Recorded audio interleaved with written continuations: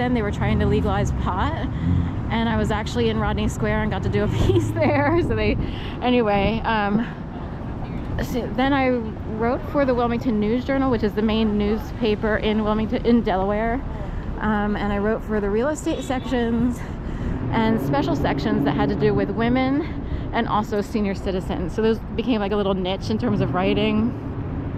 I also got a piece published in the Delaware magazine as a contributing writer for an upfront piece. And this was really for my nephew and a friend of his. They didn't wind up putting people's names in, so I wondered like how that worked age-wise and otherwise. But anyway, I let's see, worked for the Newark Post, general reporter, then North American Publishing Company as an associate editor, and then a senior editor for two publications at that place, Habitat for Humanity International. I wound up volunteering through them, which was a major trip that we took overseas to Africa, Kenya, Nairobi, Kenya. I worked for Borders Books and Music in Wilmington, Newark, Delaware, both at night as a shift inventory person.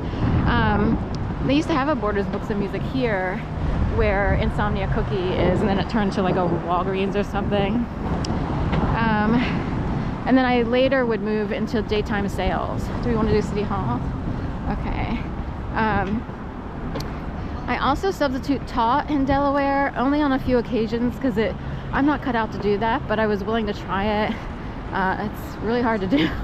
So you have to be a very specific type of personality who might be prepped for something like that. Oops, sorry. Am I going this way? So I also was a resident assistant for regular students at the University of Delaware, and also during like summer session for English second language students. I was a library aide when I was younger at Bancroft Middle Elementary or whatever, 6th grade, and Christiana High School. I was a pet sitter for a company in Newark, Delaware. I worked at North American Publishing Company here as an editor and senior editor. I proofread for the Legal Intelligencer here in Philadelphia. I was a volunteer with Youth Aid panel for the District Attorney's Office to help kids avoid the court system should they get in trouble in school. I was a managing editor for Health Pulse magazine, which came through Hollister Creative. I also was a secretary for the Sapphire Fund, that's volunteer. Secretary for Team Philadelphia, also volunteer. Those are both through the LGBT community. I did Philipet's pet sitting on the side here in Philadelphia for the longest time. I was on and off with that.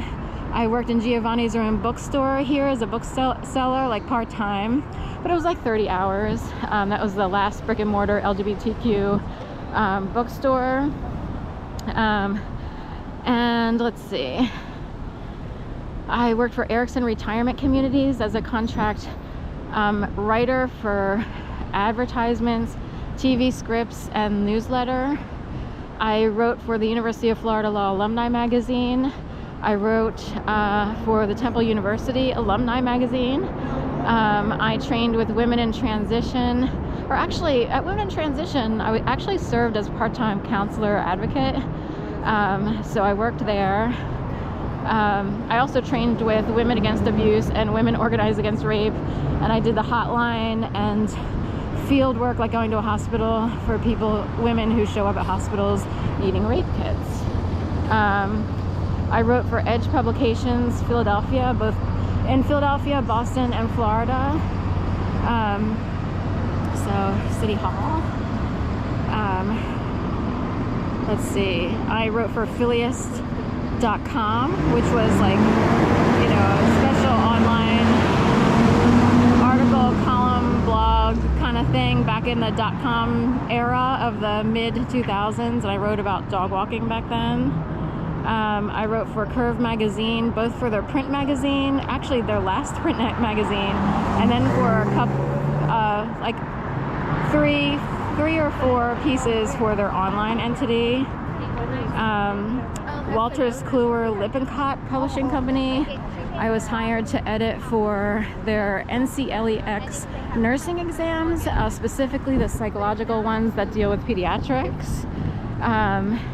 and how you handle kids and their parents when they come into the ER, because you don't want to be judgmental. You don't know what's going on in people's lives, especially in a large city, anywhere, but in a large city you have a lot of impoverished people who really can't or may not even know how to handle stuff that other people know how to handle because of education, stuff like that. I was a transcriber for Foster Winans, an author who was published for, he wrote a book. He had a whole thing happen to him, but he wrote for the Wall Street Journal in New York City. I was a transcriber for Xavier Church Art Museum area. I had an op-ed published in the Philadelphia Daily News, and this was technically against Trump. It was about the Tara beauty queen who had her crown revoked because she partied too much or whatever. So in a way, she was like publicly spanked, and Trump like made her give up her crown. It was like a weird, you know, Roseanne was all in on that, getting angry at him and stuff. I was a paid blog writer for an upstart company during the .com era, where you wrote about, like, you kind of did ads for stuff. It's kind of weird stuff that I would find on Craigslist back then. Craigslist was new and a lot easier to use.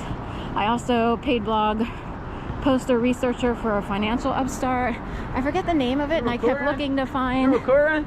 Yeah. So oh snap! You recording? Oh shit! All right, it's the Philly style. Philly Right. style, All right, go Eagles! You know.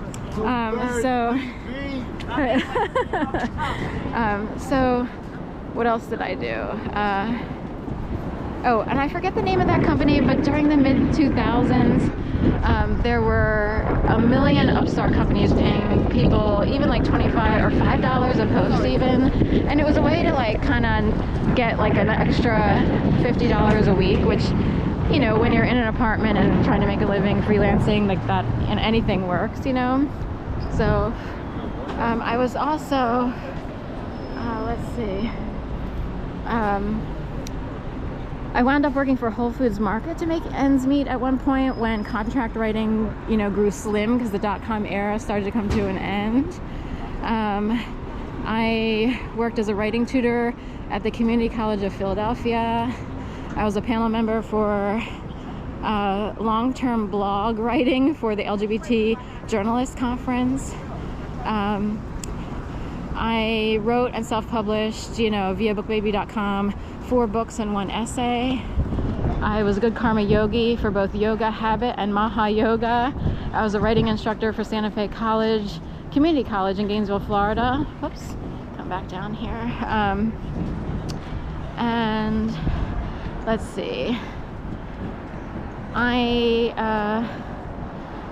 I was slated to be an instructor at Temple University for lifelong learning. This was a book discussion, critical analysis of a book.